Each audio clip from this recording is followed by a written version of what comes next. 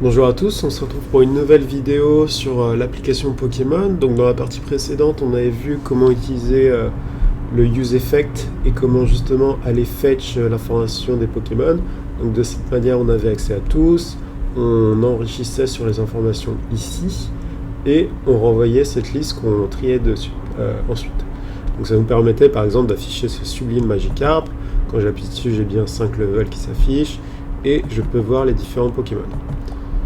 Donc là, ça prend un peu de temps, mais par exemple le Parasect, Rakayu, etc.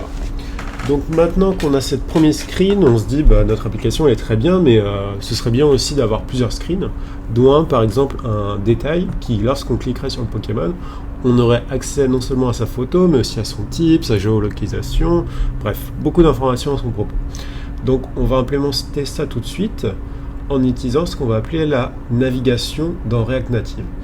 Donc tout d'abord, nous allons commencer par créer une nouvelle view qui va correspondre en fait au détail du Pokémon de la view. Donc je vais appeler cette view Pokémon Details View. Voilà. Donc dans ce folder, je vais créer un nouveau fichier, comme d'habitude, que je vais appeler Pokémon Details View. Je vais juste l'appeler .tsx de manière à avoir un fichier TypeScript, impec, et je vais tout simplement, comme d'habitude, prendre le template de base. Donc là, je prends le template de la view test, je la colle ici, et je remplace juste par Pokémon View, Pokémon Details View. Impec. Impec. Donc là, je peux supprimer ce dont je n'ai pas besoin. Je reste juste avec la view ici. Et je vais juste écrire un texte assez simple disant Hello, this is a detail view of Pokémon. Voilà, très bien. Donc une fois que j'ai cette première view, je peux CTRL-SHIFT-I la mettre en ordre. Et je vais maintenant aller sur Internet, je vais chercher dans mon navigateur Google ou n'importe, DuckDuckGo, etc. React Navigation et je vais aller sur cette page. Donc React Navigation est très bien renseignée, c'est la navigation en fait pour React Native. En fait, lorsque vous lisez les docs, c'est très très bien fait. Donc je vais tenter de vous résumer cette documentation. Elle est vraiment très bien faite, vous avez pas à pas, etc. Donc pour commencer, vous allez juste installer le package. Donc vous pouvez utiliser npm ou yarn. C'est assez équivalent. Moi dans mon cas, j'utilise yarn vu que je suis davantage habitué à l'utiliser avec React Native. Donc je vais killer l'application et je vais installer ainsi mon premier package. Donc là en fait ce qu'il va faire c'est qu'il va juste ajouter la ligne, le package React Navigation à votre liste de packages, de dependencies en fait, et donc il va ici la fetcher et l'installer et résoudre tous les problèmes d'erreur de package. Donc une fois qu'il a fait ceci, on va maintenant installer, donc dans notre cas on utilise un vrai React Native Project et non un Expo Project. Donc on a besoin d'installer tout ce qui est nécessaire à l'animation en fait. Par exemple, tout ce qui va être la navigation entre les screens, il y a des animations. Donc on a besoin d'installer ceci. Donc je retourne dans mon VS Code. Ici, je l'installe.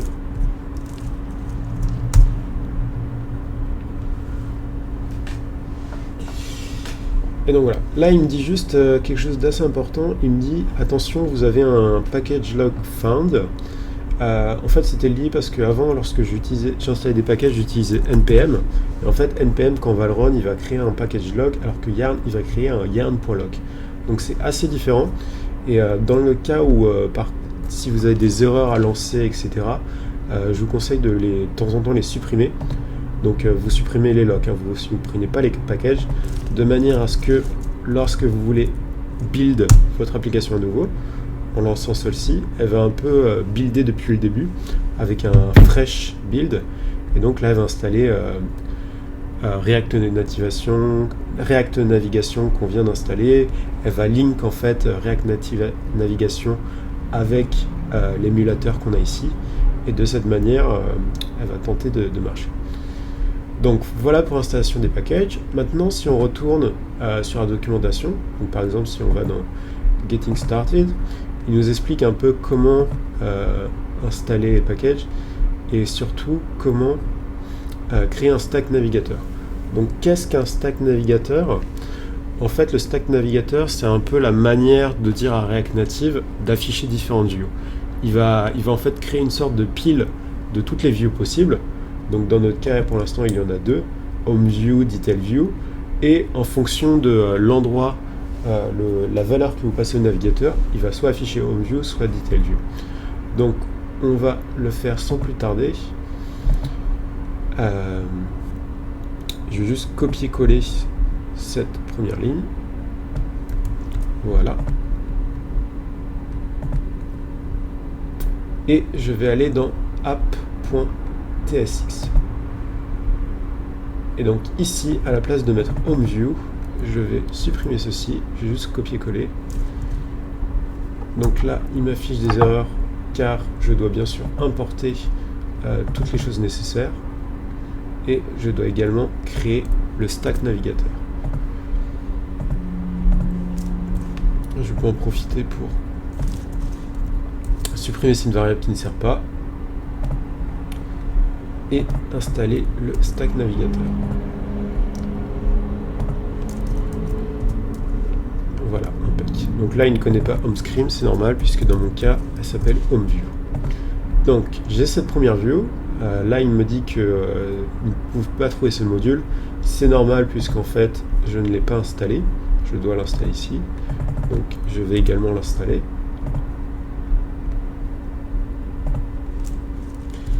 Et pendant que l'installation se fait, en fait, je ne vais dans mon stack screen, je vais également définir une seconde view qui va s'appeler Detail View. Donc, et qui va correspondre en fait à la view Pokémon que j'ai définie. Donc elle s'appelait comment? Elle s'appelle Pokémon Detail View. Donc je vais juste l'écrire, voilà, il a trouvé où il était, il l'importe directement. Et donc là en fait, vu que j'ai défini deux screens dans mon navigateur, le stack navigateur doit savoir lequel screen effectuer en premier. Et donc pour cela, je vais juste lui passer une option qui correspond à... Je vais juste regarder la documentation parce que je ne la connais pas par cœur. Mais c'est bien initial root name. Et donc dans mon cas, je veux que l'initial root name soit home. Du coup, je vais juste lui donner la propriété initial root name. Et donc, lorsqu'on va, je suis désolé, hein, mais je dois réinstaller l'application. Mais lorsqu'on va en fait appeler l'application, celle-ci va utiliser le navigation connector et elle va appeler la première route. Et en fait, la première route va correspondre à HomeView. Donc, elle va aller directement sur HomeView. Donc maintenant, une fois que je suis sur la HomeView, je vais juste vous montrer que ça s'exécute bien. Et donc, oui, dans notre cas, en fait, le stack navigateur va bien utiliser le component Home et va rendre en fait la HomeView avec un magnifique reflex, Pokémon que j'aime beaucoup. Abra, un Pokémon que j'aime moins. Persian, j'aime beaucoup. Hunter, j'aime beaucoup aussi. Bref, beaucoup de Pokémon. J'adore Maconier aussi, que j'aime beaucoup. Et donc maintenant, ce qu'on aimerait, c'est lorsqu'on va cliquer par exemple sur le Pokémon Maconier, qu'on arrive à une vue plus détaillée, où on voit les types du Pokémon, ses apparences, où est-ce qu'on peut le trouver, ses différentes attaques, etc. Donc pour cela, rien de plus simple. On va tout d'abord aller dans notre Home View, et ici on va faire console.log, et on va regarder en fait les props.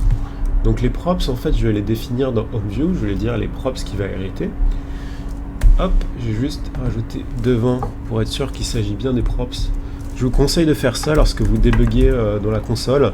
C'est toujours d'écrire quelque chose en fait en string. Et une fois que vous avez le string, de passer la valeur de la value. Comme ça, vous êtes sûr que vous savez en fait de quel string vous parlez. Et dans le cas où c'est undefined, bah, vous saurez props .undefined.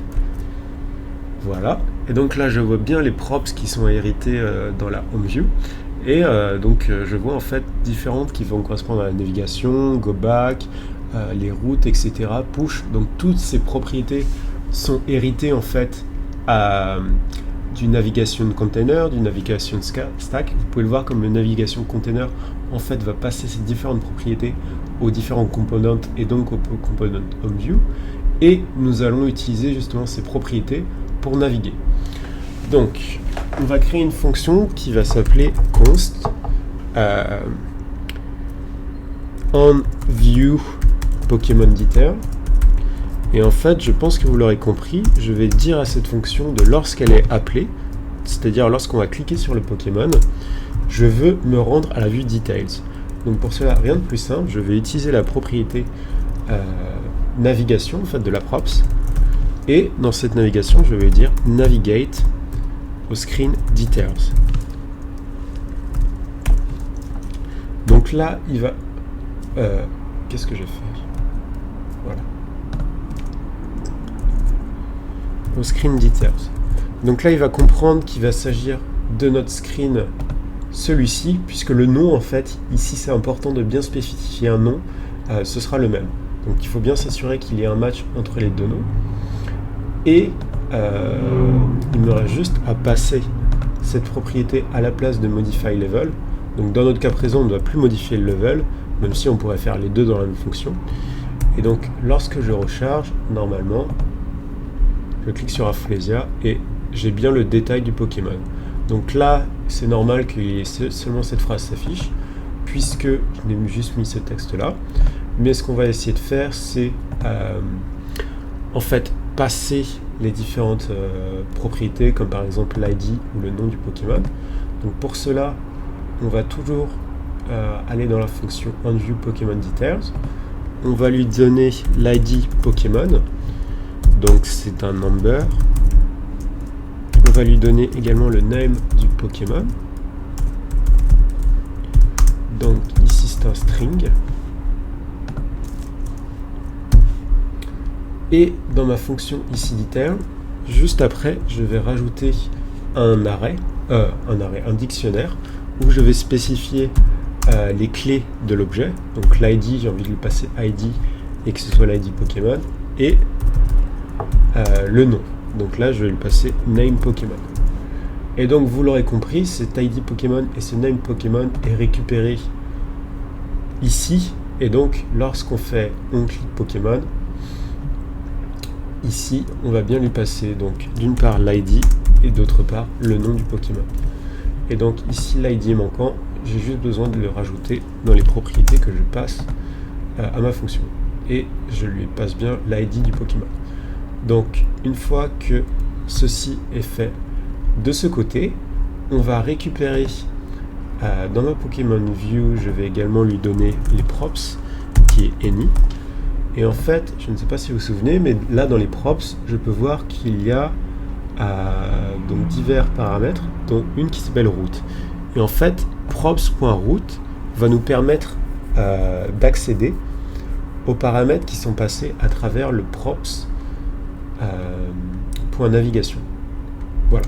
Donc ça va nous permettre d'accéder notamment aux paramètres ID et aux paramètres name. Et pour cela, je vais juste regarder la syntaxe. Donc vous l'avez également dans le guide. Si ce n'est pas assez clair, vous pouvez voir ici comment passer les paramètres à la route. Et donc comment je vais les hériter en fait, c'est ici on va utiliser la déstructuration à travers routes.paramètres.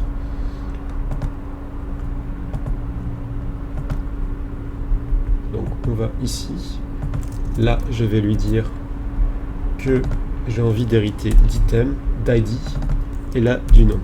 Il faut bien faire attention sur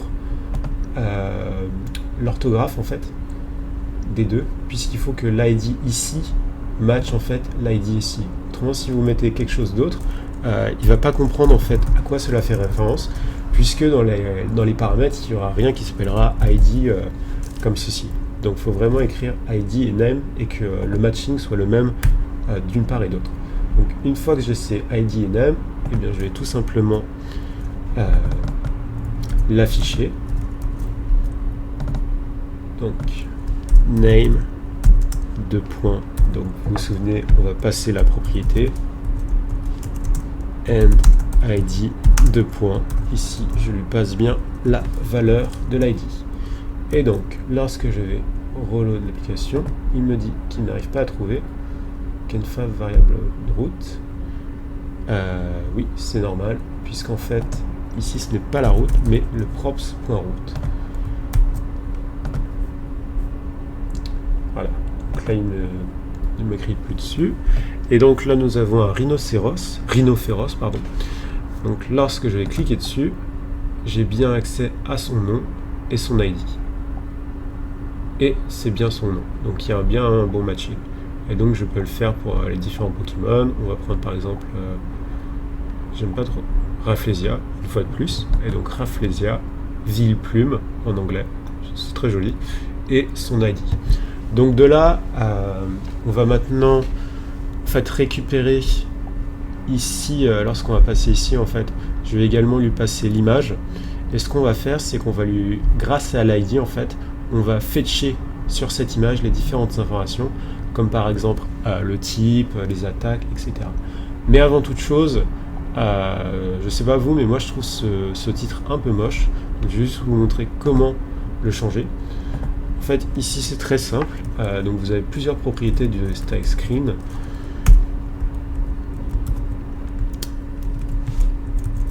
Et celles-ci peuvent être en fait, une fois de plus, c'est dans le guide.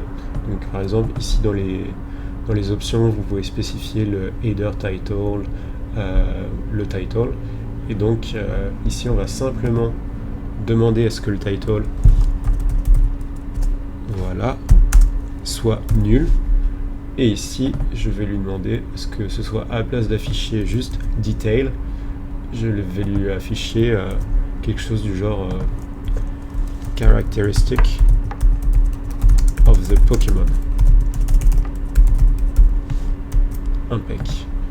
Et donc si je retourne dans mon application, j'ai bien le titre qui a disparu. J'ai toujours le header. On aurait pu également ici spécifier, il me semble que c'est un paramètre du type